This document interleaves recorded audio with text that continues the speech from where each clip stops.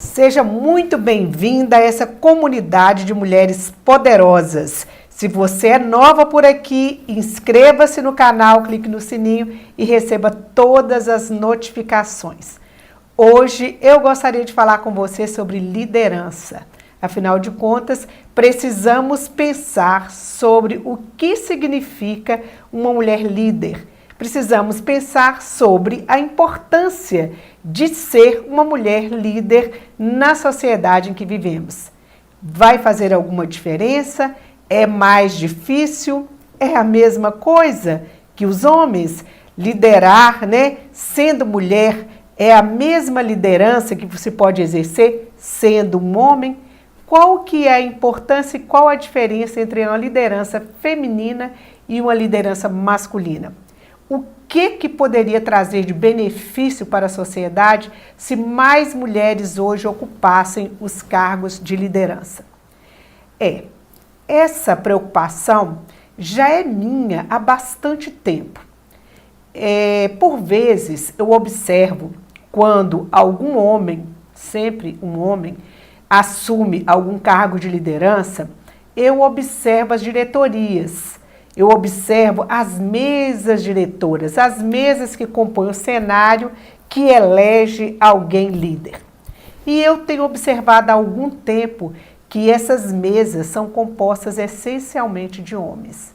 Mesmo quando é uma mulher que ocupa um cargo de liderança, coisa rara, Liderança máxima é muito rara, a mesa inteirinha é de homens.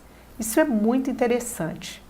Por que será que as mulheres não ocupam cargos de liderança? Por que será que as mulheres ocupam poucos cargos de liderança? Isso é uma coisa que nós temos que começar a pensar. Nós vimos esses dias, no dia 8 de dezembro, se elegeu a Miss Universo. E a vencedora do título de Miss Universo esse ano foi a Zozibini Tunzi. E a Zozibini Tunzi é uma africana negra, maravilhosa, uma pessoa muito engajada e que entende muito bem o papel da mulher e principalmente da mulher que sofre preconceito, da mulher negra na sociedade. Então, ao ser entrevistada sobre o que seria importante ensinar para as meninas de hoje, o que seria legal, o que seria bacana estar ensinando para as meninas de hoje, ela respondeu que o mais importante que se deveria ensinar para as meninas hoje seria liderança.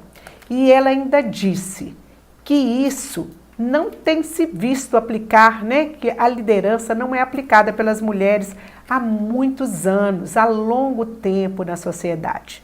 E não porque as mulheres não queiram, não porque as mulheres não gostem, não porque as mulheres não estejam preparadas, mas porque a sociedade não reservou o espaço de liderança para as mulheres.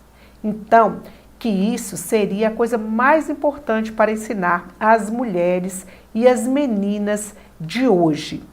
Por que ensinar liderança? Às vezes a gente pensa assim, mas líder é nato. As pessoas nascem líderes, as pessoas não se tornam líderes. Você pensa isso? Será mesmo que a gente não se torna líder? Imagina você. Pensa como você foi criada enquanto mulher. Qual que era a posição de liderança que lhe era atribuída? Era fácil para a mulher que tinha uma voz mais alta ou que resolvia comandar alguma coisa na sua época?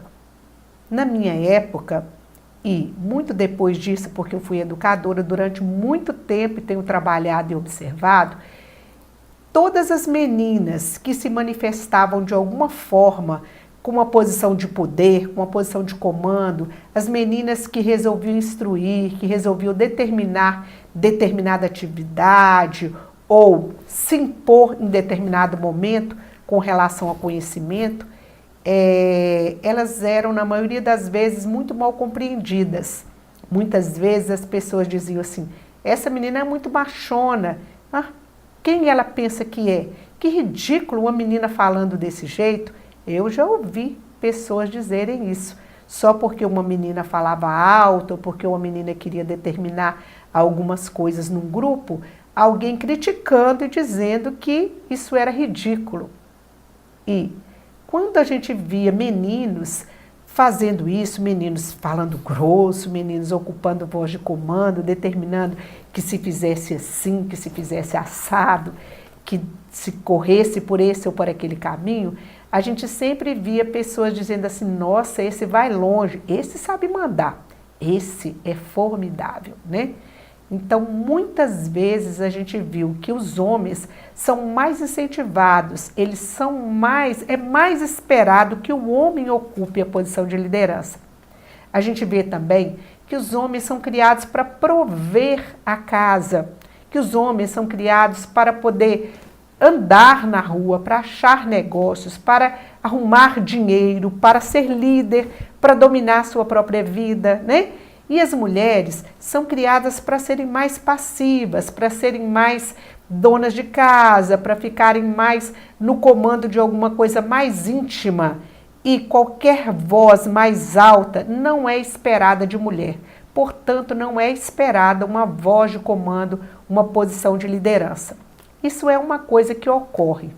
A outra coisa é algumas pessoas imaginarem que liderança seria uma coisa muito alta e você só lideraria se você estivesse numa posição de alto comando.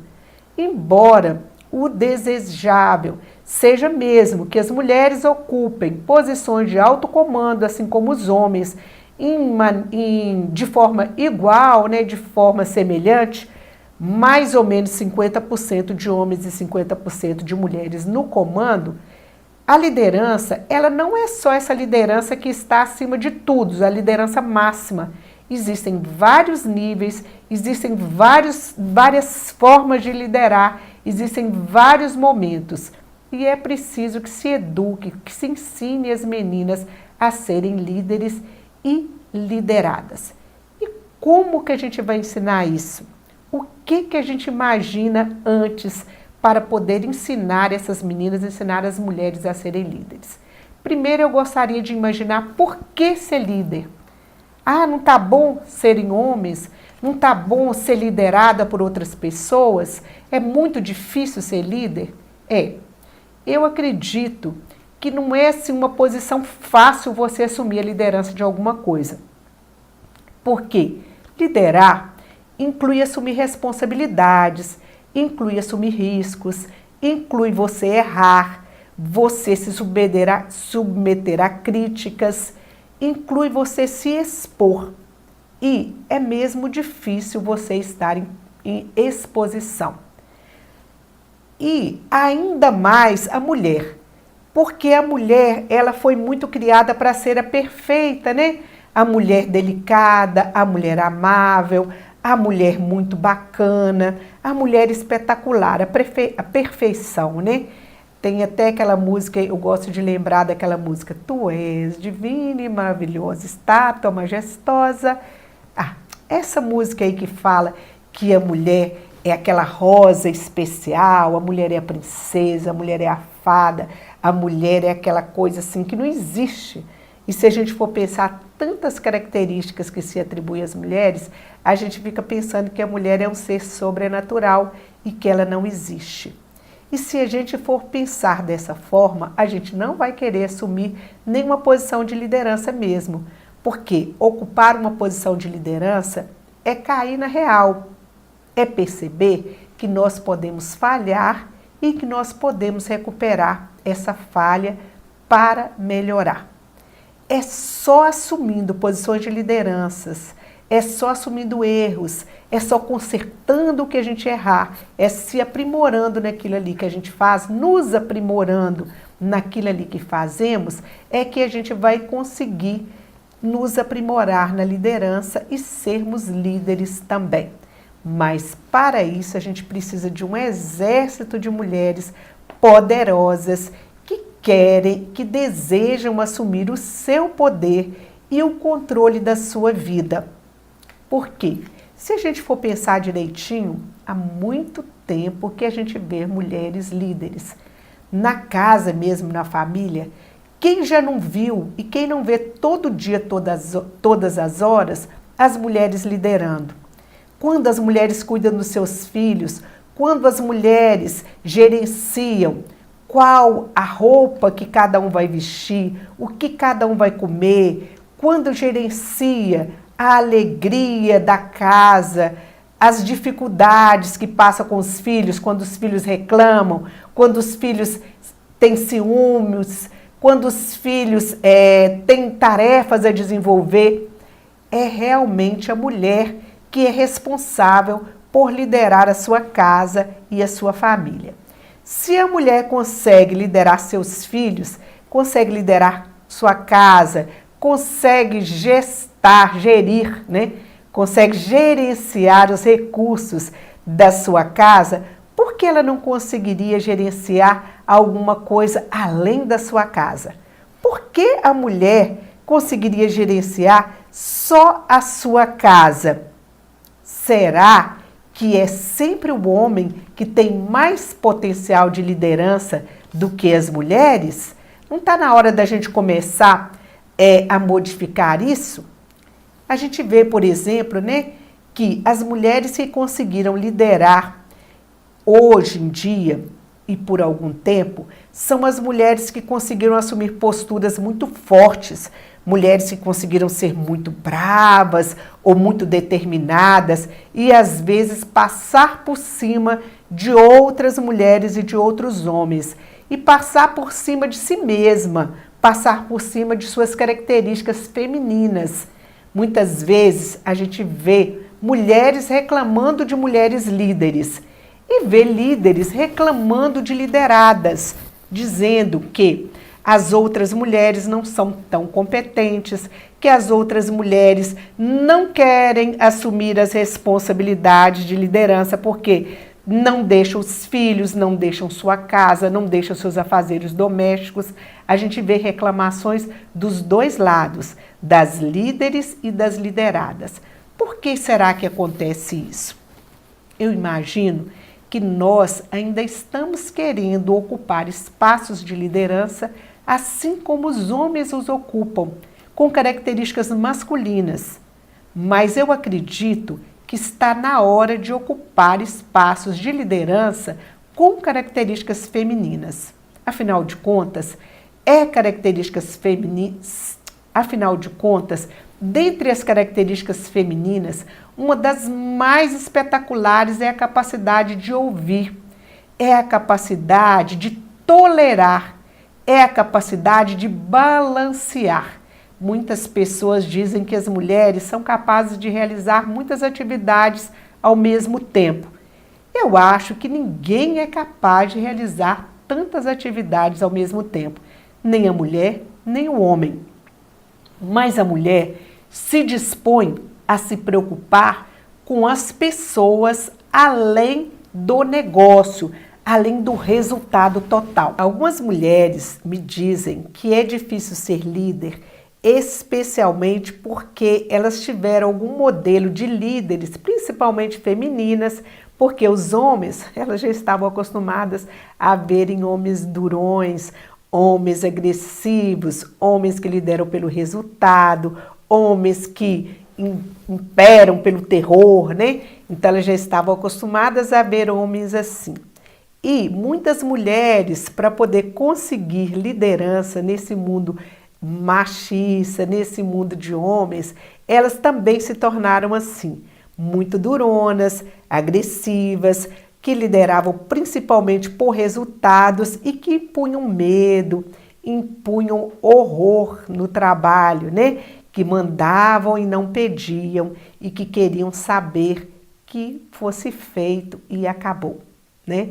E muitas mulheres hoje, quando de repente são alçadas a essa condição de líder, elas se veem assim como se estivessem tomando o lugar de outras mulheres, acostumadas que estavam a ficar junto com as outras e, né, gente, é claro, isso é comum, a falar mal do líder, a falar mal do chefe, a reclamar, a pensar que alguma coisa poderia ser diferente.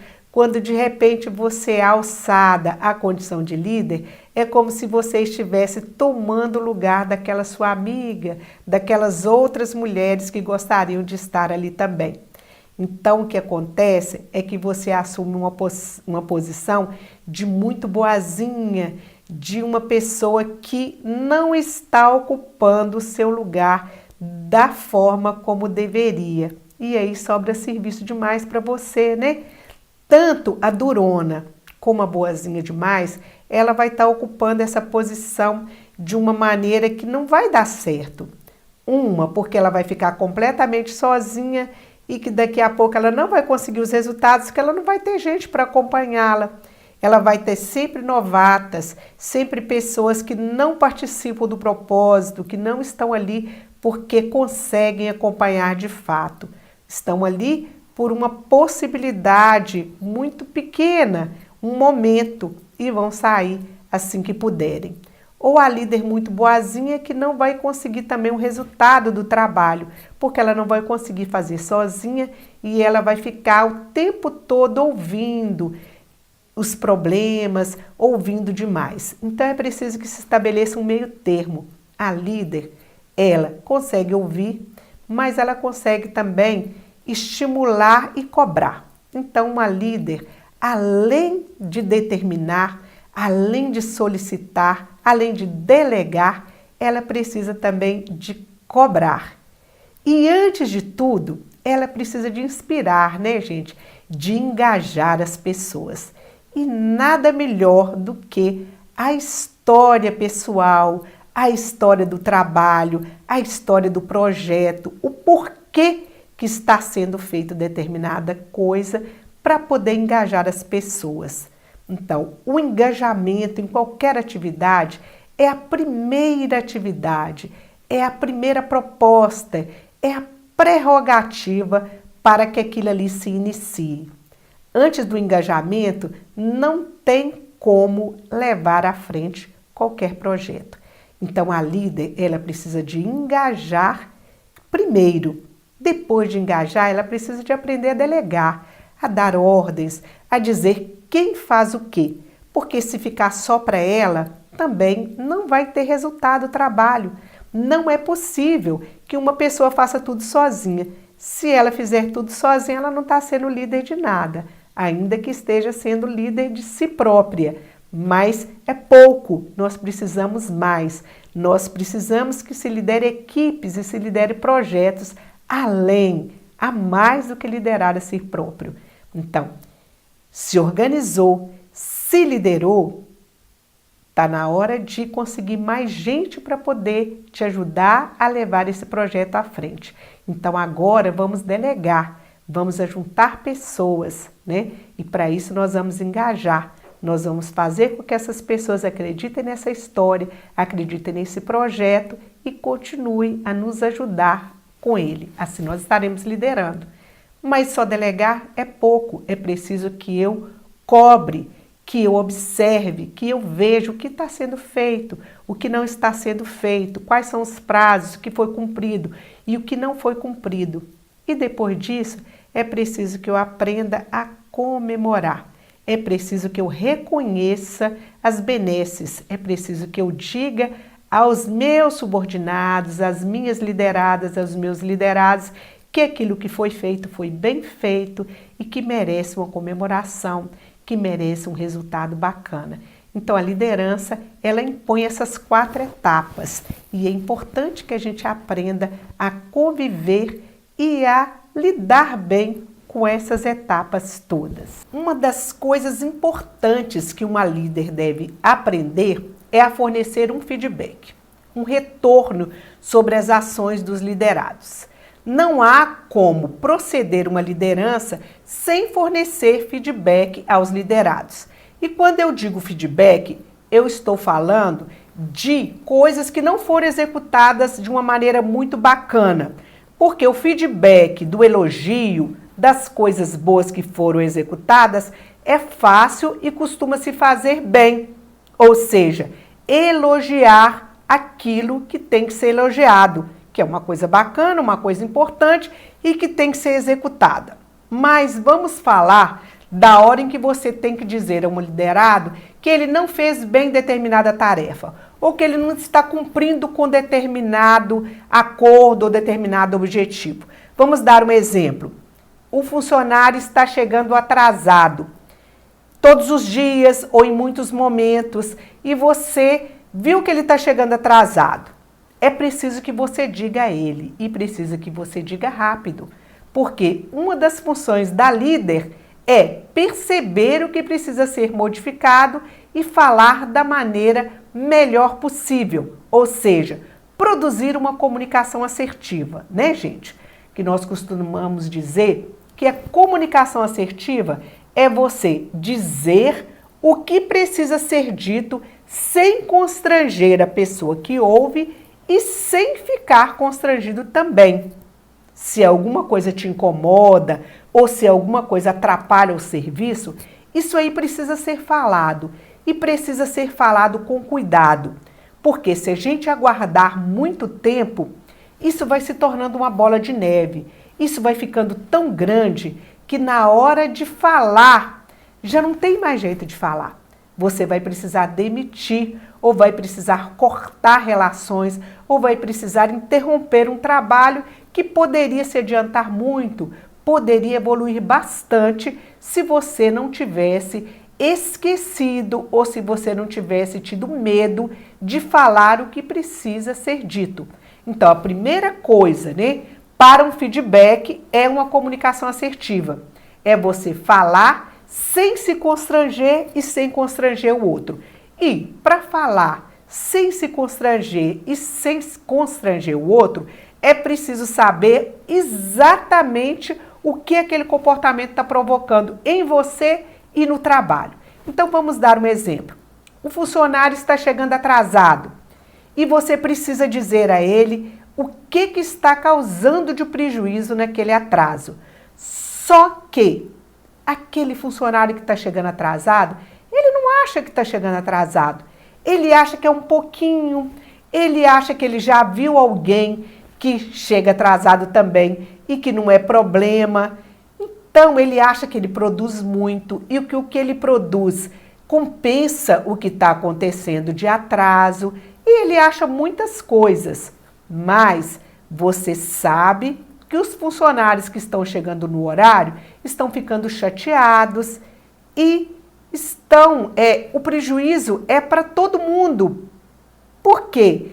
Aquele trabalho ali precisa de um tempo específico para ser executado e precisa que as pessoas todas estejam ali naquele momento. Então você precisa de estabelecer uma estratégia para poder fornecer o feedback para aquele funcionário que chega atrasado. Então, primeiro, você vai pensar no que você vai dizer a ele. Qual é o prejuízo que está causando? Qual é o incômodo que está causando em você e na equipe? E, principalmente, no que esse funcionário que está chegando atrasado, ele é bom. E aí você vai usar aquela técnica que a gente chama de sanduíche. Falar o bom, depois falar o que precisa de ser melhorado e falar o bom de novo. Então, entre o bom e o bom, a gente vai falar o que precisa de ser melhorado. Isso é uma das coisas. Comunicação assertiva, técnica, sanduíche. E tem outra coisa importante também no feedback. É ficar claro que a gente acredita na mudança, que a gente acredita nas pessoas. Outra coisa também é dizer que é um diálogo. Então, nós não vamos falar só eu que falo, como se eu soubesse toda a verdade sobre a pessoa. Então, eu preciso escutar. No feedback, eu falo como líder, eu escuto, eu falo novamente. A gente vai estabelecer sempre um diálogo para mirar sempre na evolução, né? E só a partir do momento que a gente já fez todas as ações, a gente já provocou tudo que podia de melhoria, é que a gente vai pensar em desestabilizar aquele funcionário, aquela funcionária e pensar em dispensar ou tirar da equipe. Então, todas as vezes que a gente construir uma equipe, a gente tem que tentar de todas as formas que a equipe seja forte, que a equipe seja valorizada e que todas aquelas pessoas que compõem a equipe, elas tenham um lugar de destaque, ela tem um talento a ser considerado e a ser respeitado ia ser aproveitado para o bem daquele trabalho e daquela equipe. Então, olha bem, no feedback, comunicação assertiva, técnicas sanduíche, não constranger, não ser constrangido. É importante também que a gente não fique pensando que a gente é o dono da verdade. Nós vamos falar e vamos ouvir, né? E outra coisa importantíssima, vamos focar no comportamento da pessoa. Se a gente focar no comportamento, a chance do comportamento modificar é muito maior. Então, nós vamos dar um exemplo. O funcionário está chegando atrasado. Então, primeiro, nós não vamos falar você sempre chega atrasado, nós vamos falar de fatos específicos. Fulano ou fulana, nós estamos observando que você é uma excelente funcionária.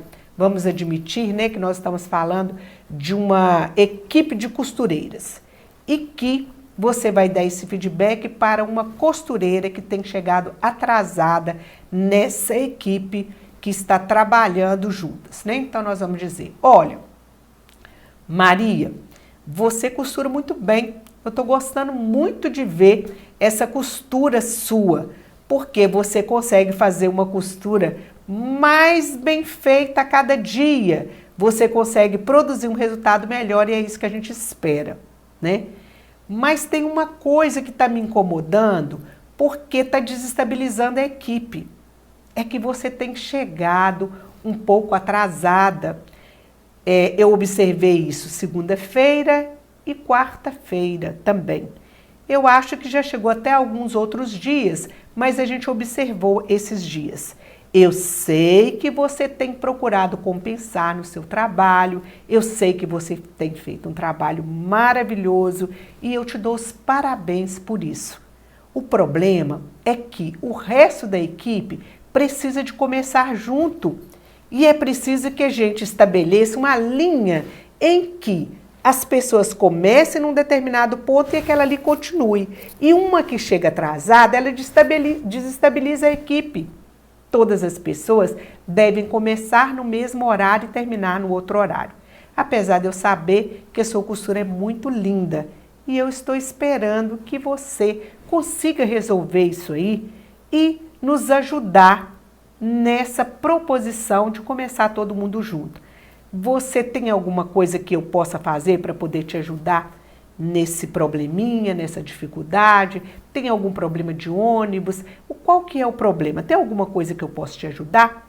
E assim começar um diálogo, gente. Começar um diálogo para melhorar aquele comportamento e esperar que aquela pessoa vá falar algumas coisas relacionadas e que aquelas coisas que ela vai dizer, vão dizer assim, eu preciso chegar atrasada sim, eu não estou conseguindo chegar. E você precisa de chegar num diálogo com ela a algum momento que vai resolver aquela condição que está sendo ali desrespeitada ou aquela condição que precisa de ser modificada. Lembre-se que uma líder sempre acredita nas pessoas. Se você não acredita nas pessoas, é difícil liderar, porque a liderança pressupõe acreditar nas pessoas. Muitas vezes, a gente via liderança mais antiga que não acreditava nas pessoas, que só mandava. Então, chegar para um determinado grupo e dizer que é preciso que se execute tais e tais tarefas, isso não é liderança. Liderar é mais do que isso. Liderar é se responsabilizar pelo resultado total do trabalho, né? Porque se você apenas determina que alguém faça isso ou aquilo e não se responsabiliza pelo resultado total, você não é líder. Era necessário apenas que se colocasse uma tabela ou se determinasse de outra forma que aquelas tarefas fossem executadas. Isso, gente, eu estou dizendo porque às vezes eu escuto pessoas dizerem assim, não, a culpa é do fulano ou do ciclano, a culpa é de cicrano, a culpa... Porque eu determinei que isso fosse feito. Todos os dias eu chego aqui e falo para fazer. fulano é que preguiçoso, fulano é que não obedece, fulana é que parece que está com problema, que não está nem aí. E as desculpas são muitas, mas uma líder, ela não dá desculpas. Uma líder, ela percebe o que precisa ser modificado. Ela reconhece o seu erro e trata de modificar aquilo imediatamente. Uma líder, ela não fica no erro. Ela não fica ali esperando o que vai acontecer. Outra característica da líder também é se inspirar em pessoas que já foram além dela ou pessoas que já percorreram aquele caminho. Então, uma líder, ela procura inspiração. Ela procura saber quem já executou aquele trabalho, como que aquele trabalho foi executado e o que ela pode aproveitar daquela experiência de outras pessoas, daquela experiência de alguém que já fez aquele trabalho anteriormente.